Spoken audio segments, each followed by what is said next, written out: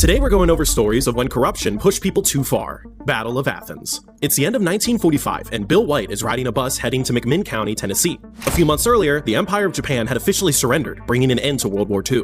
The bus Bill is on is filled with fellow veterans who had fought in the war, and having survived the most brutal conflict in history, they're unsurprisingly celebrating making it home alive. Bill himself was a veteran of the Battle of Tarawa and Guadalcanal, two of the bloodiest conflicts in the Pacific Theater, and like everyone else on the bus, he was excited to finally be back on American soil. Soon the soldiers see a familiar sign up ahead and begin to cheer.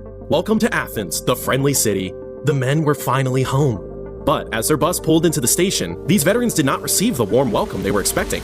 The doors open, and immediately armed deputies storm onto the bus and begin harassing the soldiers. Bill watches as some of his fellow GIs are stripped of the cash they have on them, cuffed, and arrested for intoxication. The Athens that these brave men had left years ago was gone, and in its place was a living hell. See, a decade earlier in 1936, while many of these returning vets were still children, a wealthy and well-connected man named Paul Cantrell had got himself elected as sheriff of the town. His main campaign promise was to get rid of a pretty dumb law called the fee system, which allowed him and his deputies to get paid a fee for every arrest they made.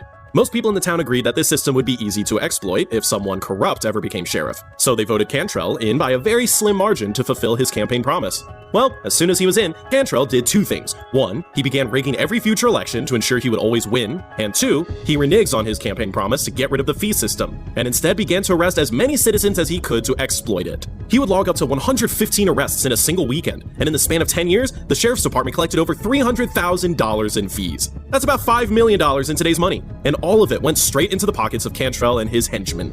Eventually, Cantrell goes on to become a state senator in 1942, but he puts people in place to ensure his political machine can continue to run Athens. When the war breaks out, McMinn County sends about 10% of its population to fight in the war, and while the young men were away fighting overseas, the Cantrell machine tightened its grip on the town.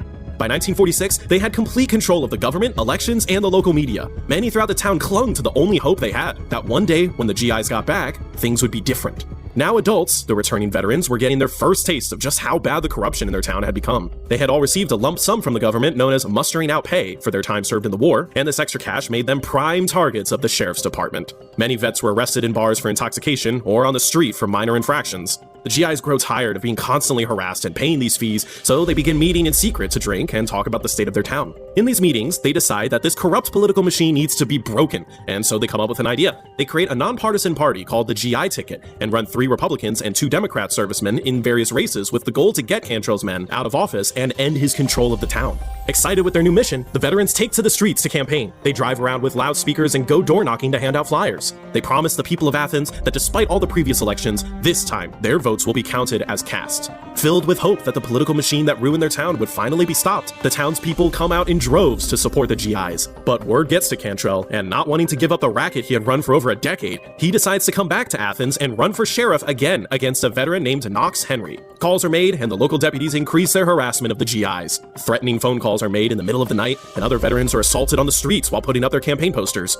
Troubled by this, Bill White asks his fellow GIs at their weekly meeting, "Do you think they're gonna let you win this election? Those people have been taking these elections for years with a bunch of armed thugs. If you never got the guts enough to stand up and fight fire with fire, you ain't gonna win." His fellow veterans disagreed. They had promised the people of Athens a free and fair election, and they all believed that it was going to happen.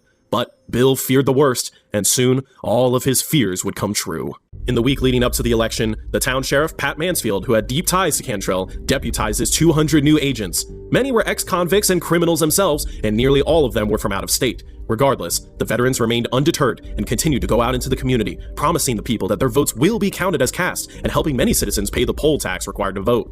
Finally, election day arrives on August 1st, 1946, and Mansfield and Cantrell send their 200 armed deputies out to the 4 polling stations in town. It did not take long for the trouble to begin, as the first veteran poll watcher is arrested at 9:30 a.m. At 3 p.m., a black man named Tom Gillespie enters his polling location and is stopped by a deputy named Windy Wise, who hurls a racial slur at him and tells him that he can't vote here. Gillespie insists on his rights as a citizen, but before he can finish, Windy Wise beats him to the ground with brass knuckles. In a panic, Gillespie drops his ballot and tries to run for the door, but Wise, wanting to send a message, draws his pistol and shoots him in the back.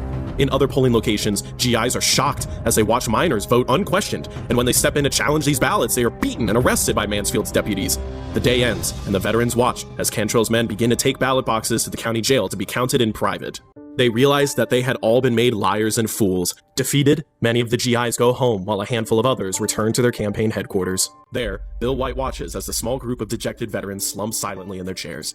and this pisses him off. He stands and shouts, "You call yourself GIs? You go over there and fight for 3 and 4 years. You come back and you let a bunch of draft dodgers who stayed here where it was safe and you are making it safe for them push you around? If you people don't stop this, and now is the time and place, you people wouldn't make a pimple on a fighting GI's ass. Get your guns." The soldiers look up at Bill and realize he had been right all along. They rush out into the night and find their fellow veterans and tell them to get their guns and meet back at headquarters. The night was not done yet, and within an hour, every veteran in town had returned, armed and ready to fight. They head to the National Guard Armory and convince the man on guard to let them borrow the weapons stored there. 70 additional rifles and 2 Thompson submachine guns are soon loaded onto a truck, and together the GIs head to the county jail where Cantrell and his men were secretly counting the ballots. They arrive at the jail at 9 p.m. to find it barricaded and guarded by 55 deputies. Bill splits his group in two, and with military precision, the veterans take their positions around the building. The GIs shout for Cantrell to bring out the ballot boxes, a request that he defiantly refuses. With Election Day coming to an end, and with no other option, Bill White draws his pistol and fires the first shot. Immediately, his men follow his lead, and the jail is pelted with rounds from every veteran in the town. The submachine guns open fire, tearing holes into the walls of the building, and many of the deputies run inside for cover. Cantrell's thugs try to fire back, but against these battle-hardened veterans, their attempts were laughable. "All right, boys, let them have it." Hearing gunfire, the townspeople begin to rush out of their homes to see what is going on, and when they find out the GIs had Cantrell and his men trapped in the jail, they erupt into cheers. They rush down and take cover from behind parked cars and buildings, not wanting to miss Cantrell's end. Other citizens took this as the sign to join the fight, and they began rioting, flipping over police cruisers and burning any car with out-of-state plates that they assumed to belong to the new deputies. As the battle wears on into the early morning hours, the GIs begin using Molotov cocktails to coax Cantrell out, but they are unable to throw them far enough to reach the jail.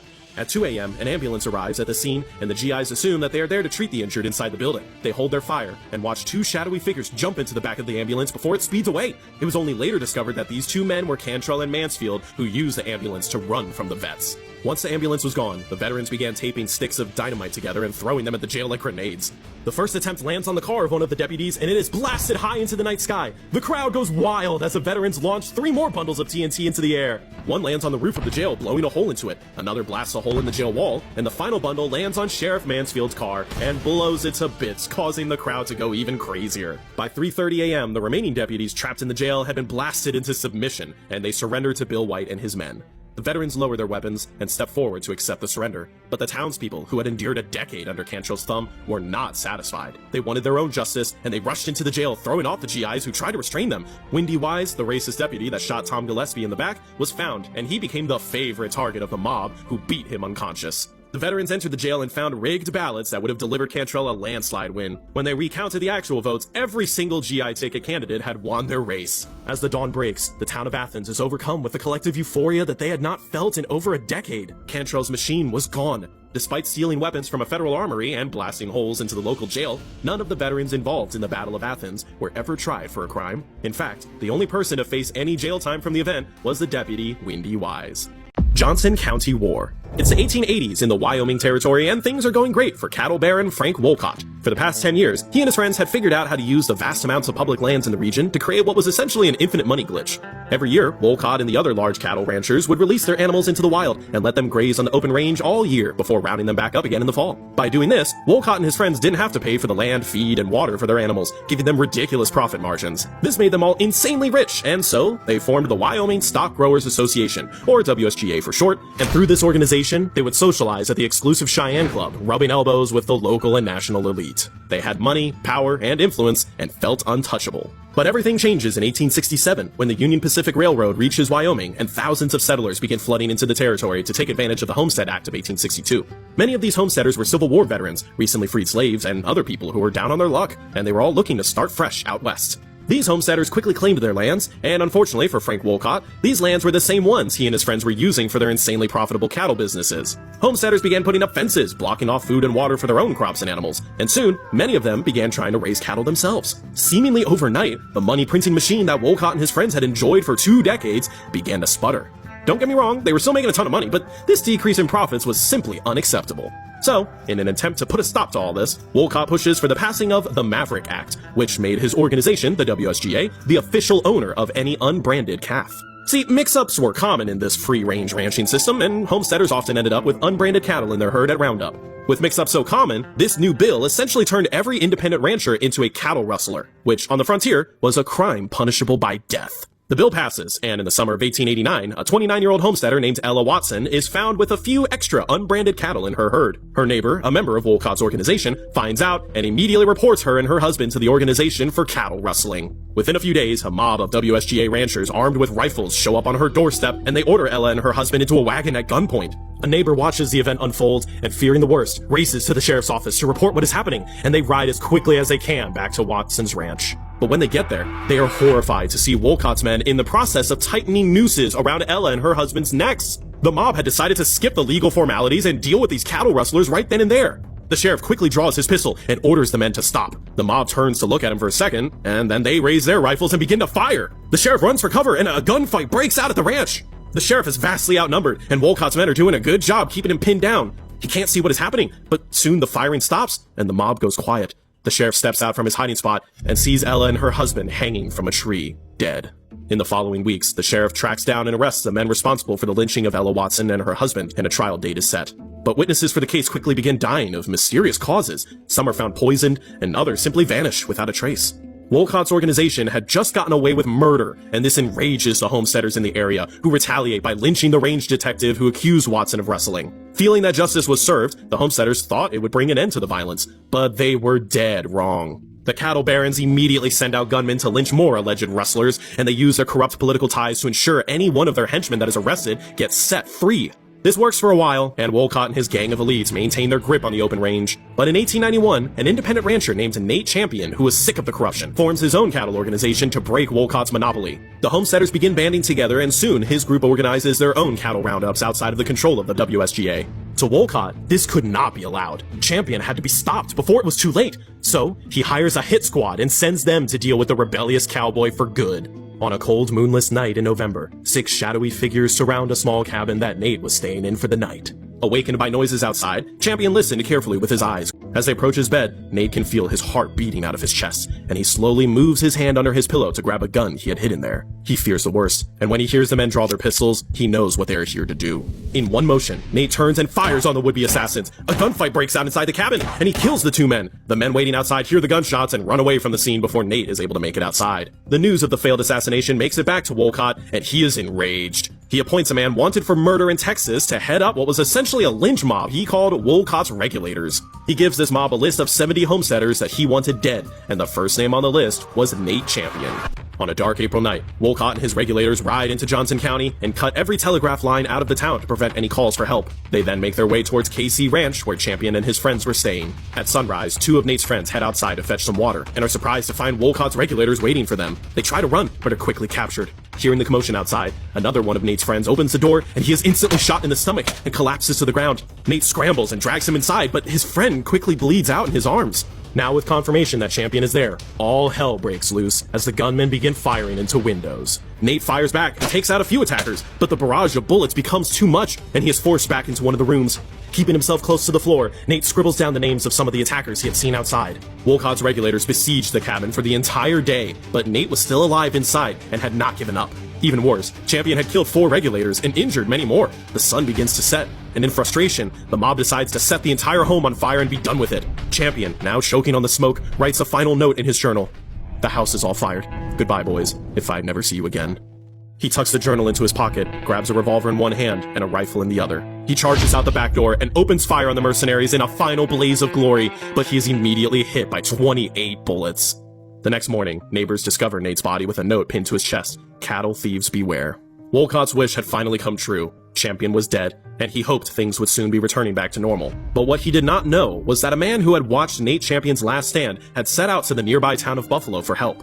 He tells the sheriff there, a man named Angus, who was a supporter of the homesteaders, what had happened, and immediately they go out into town and gather a posse of 200 men, most of whom were veterans of the American Civil War. By the end of the day, this posse had ridden back into town with the goal of finally bringing Wolcott and his men to justice. Having stayed up all night dealing with Champion, Wolcott and his thugs were completely exhausted, but they soon find themselves on the run from Sheriff Angus and are forced into hiding in a nearby barn. The regulators open fire on the sheriff's men, but this time, they weren't fighting homesteaders, they were fighting Civil War vets, who had no problems returning the favor. A local gun store owner, who was also sick of the WSGA corruption, hears the battle going on and brings some high-powered rifles to the standoff. The vets happily use them to punch holes into the barn. The siege drags on, and realizing they are outgunned, some of the regulators try to make a run for it, but the sheriff's men open fire and force them back inside.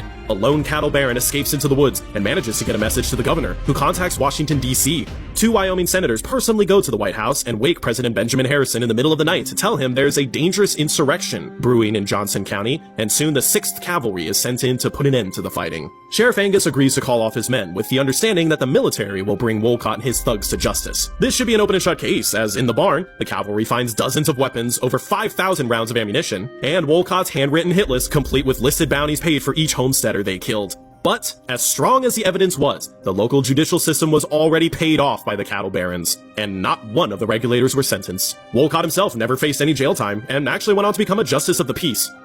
Go figure. Now, it may seem like corruption still ended up winning, and the homesteaders lost the War of Johnson County, but here's the thing. The shootout at the barn against Sheriff Angus and his posse was enough to spook the wealthy ranchers in the area so badly that soon many of them, including Wolcott, left Wyoming forever. With its membership diminished and so many of its leaders gone, the WSGA opened its doors to the very homesteaders it had been terrorizing, and the organization was completely reformed. It no longer served the interests of just a handful of elites, but instead, it was transformed into a true association of ranchers that represented and defended the interests of all cattlemen in Wyoming.